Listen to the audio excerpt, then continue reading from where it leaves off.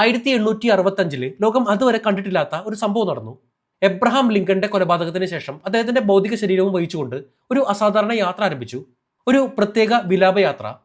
ഒരു ട്രെയിൻ അദ്ദേഹത്തെ അമേരിക്കയിലുടനീളം 2500 കിലോമീറ്ററിലധികം ദൂരം വഹിച്ചുകൊണ്ട് നിരവധി നഗരങ്ങൾ പിന്നിട്ട് ഒടുവിൽ അദ്ദേഹത്തിന്റെ ജന്മനാട്ടിൽ എത്തിച്ചു. 150ഓളം സ്റ്റോപ്പുകൾ കടന്ന് 13 ദിവസം എടുത്തു ഈ വിലാപയാത്ര. ഒരു മൃതദേഹം ആയിരക്കണക്കിന് കിലോമീറ്റർ ദൂരേക്ക് കൊണ്ടുപോകുന്നത് സാധാരണമായിട്ട് തോന്നാം. എന്നാൽ അന്ന് അതൊരു ചരിത്ര സംഭവമായിരുന്നു. കാരണം മനുഷ്യ ചരിത്രത്തിൽ ഭൂരിഭാഗം കാലത്തും ഒരാൾ ജന്മനാട്ടിൽ നിന്ന് ദൂരെ എവിടെയെങ്കിലും വെച്ചാണ് മരണപ്പെടുന്നതെങ്കിൽ ആ ശരീരം തിരികെ നാട്ടിലെത്തിക്കുക എന്ന് പറയുന്നത് അസാധാരണമായിരുന്നു. ആലോചിച്ച് നോക്കൂ, നൂറ്റാണ്ടുകൾക്ക് മുമ്പ് മറ്റൊരു നഗരത്തിലോ രാജ്യത്തിലോ വെച്ചാണ് അവർ മരണപ്പെടുന്നതെങ്കിൽ അവരെ അവിടെ തന്നെ അടക്കം ചെയ്യുകയായിരുന്നു പതിവ്. അന്ന് വിമാനങ്ങളില്ല, മൃതദേഹം കേടുകൂടാതെ സൂക്ഷിക്കാനുള്ള ആധുനിക സാങ്കേതിക വിദ്യകളോ ഒന്നുമില്ല. വിദേശത്ത് വെച്ച് മരണപ്പെടുന്ന കച്ചവടക്കാരുടെ ഭൗതിക ശരീരം അവിടെ തന്നെ അവശേഷിക്കപ്പെട്ടു. പലപ്പോഴും കുടുംബങ്ങൾക്ക് അവരുടെ പ്രിയപ്പെട്ടവരെ അവസാനമായിട്ടൊന്ന് കാണാൻ പോലും കഴിഞ്ഞിരുന്നില്ല. അതുകൊണ്ടാണ് ലിങ്കന്റെ ആ അവസാന യാത്ര ചരിത്രത്തിൽ ഇത്രയധികം പ്രാധാന്യമുള്ളതായത്. എത്ര ദൂരത്തു നിന്നും ഒരാളെ സ്വന്തം നാട്ടിലേക്ക് തിരികെ എത്തിക്കാൻ കഴിയുമെന്ന് അത് ലോകത്തിന് കാണിച്ചു കൊടുത്തു. ഇന്ന് ലക്ഷക്കണക്കിന് ആളുകളാണ് സ്വന്തം നാട് വിട്ട് വിദേശത്ത് ജീവിക്കുകയും ജോലി ചെയ്യുകയും ചെയ്യുന്നത്. UAE, Saudi Arabia, Qatar, Kuwait, UK, Canada, Australia തുടങ്ങിയ രാജ്യങ്ങളിൽ ഇവിടെയൊക്കെ ജീവിക്കുന്ന ദശലക്ഷക്കണക്കിന് ഇന്ത്യക്കാരും ഇതിൽ ഉൾപ്പെടുന്നു.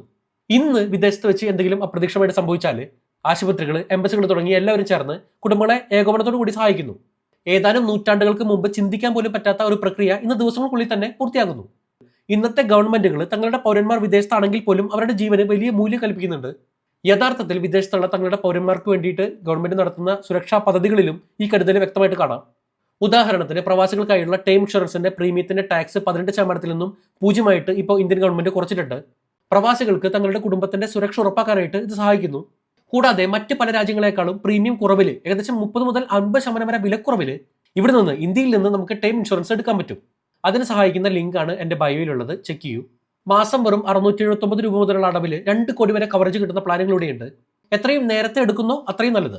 എന്തെങ്കിലും സംശയമുണ്ടെങ്കിൽ മലയാളത്തിൽ കസ്റ്റമർ സപ്പോർട്ടും കിട്ടും. പിന്നെ വാർഷിക പ്രീമിയം ഒന്നിച്ചടച്ചാൽ 5% വരെയും ഡിസ്കൗണ്ട് കിട്ടും. ക്ലെയിം സമയത്ത് നിങ്ങളെ സഹായിക്കാനായിട്ട് ഒരു ഡെഡിക്കേറ്റഡ് റിലേഷൻഷിപ്പ് മാനേജറും ഉണ്ടാകും.